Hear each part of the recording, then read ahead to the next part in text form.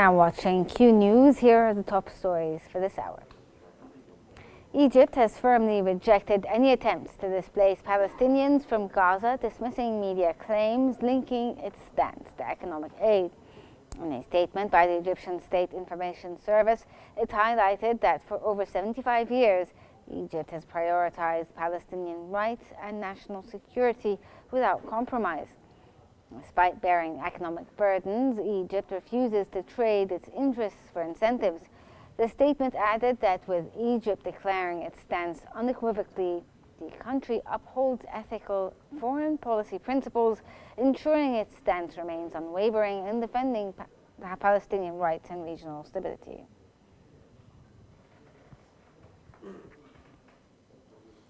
High Representative of the European Union for Foreign Affairs and Security Policy, Kaja Kallas, has emphasized Egypt's crucial role in Gaza ceasefire talks.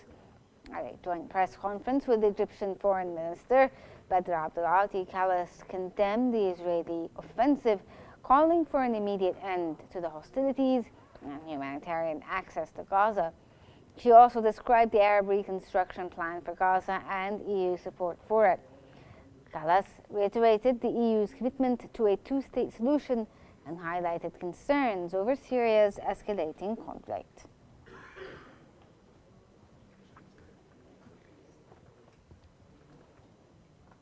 The Israeli military has bombed Nasser Medical Complex in Gaza's Khan Yunis, targeting its emergency department and igniting large fires.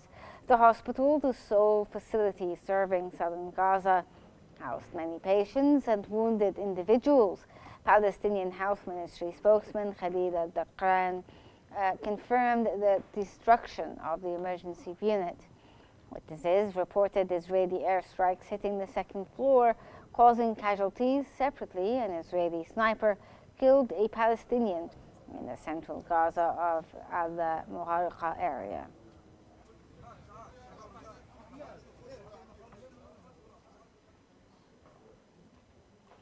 The Israeli occupation military has decided to transfer 36th Division from the Lebanese border to the Gaza perimeter. Spokesman Benny Aharon stated that the division had completed a long-term operation in northern Gaza and a maneuver in Lebanon. The division is now preparing for deployment in the Southern Command based in the Situation Assessment in Gaza. The 36th Division includes several maneuver units, including infantry, engineering, artillery, and air defense units.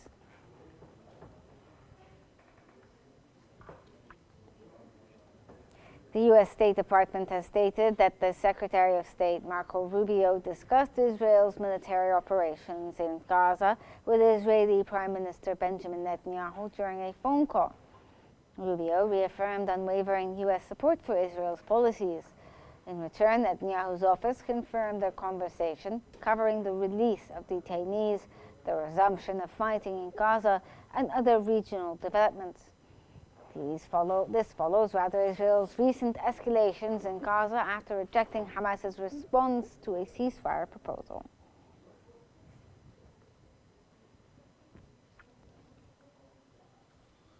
Netanyahu's government has voted to withhold confidence from Israel's Attorney General, Gali Baharav Miara.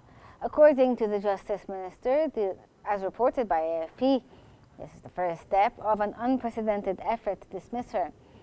This decision follows the recent removal of the Shin Bet chief Ronan Bar, sparking widespread protests.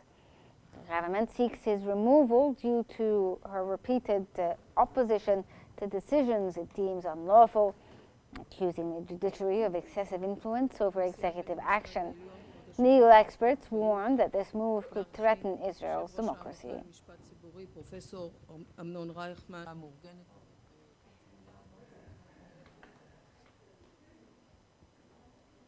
Moving on to Yemen, where a U.S. airstrike on a building in the Asir neighborhood of Sana'a has left at least one person dead and 13 others injured.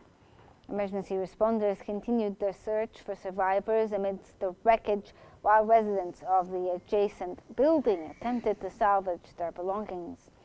The U.S. military has so far released few details about its offensive against Yemen, launched after Houthi threats to renew attacks in the Red Sea shipping over the war in Gaza.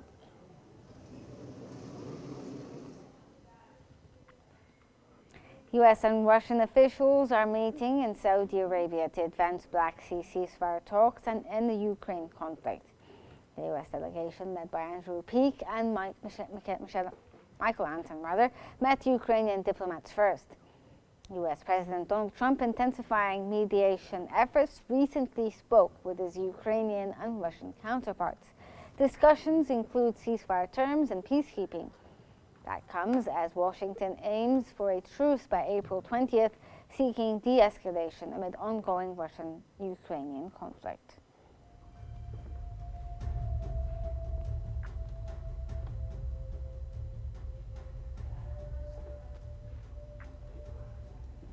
Ukrainian Defense Minister Rustem Umerov has announced the conclusion of productive talks between U.S. and Ukrainian delegations in Riyadh, focusing on key issues including energy.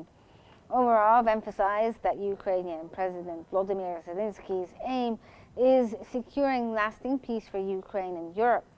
The Ukrainian delegation also included key officials, and Umerov confirmed no meeting with Russian delegates in Riyadh.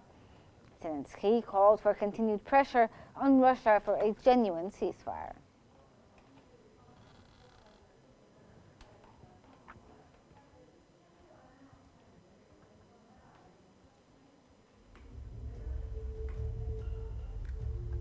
This concludes our top stories and our transmission for Q News today. Stay tuned for more updates on Q News tomorrow.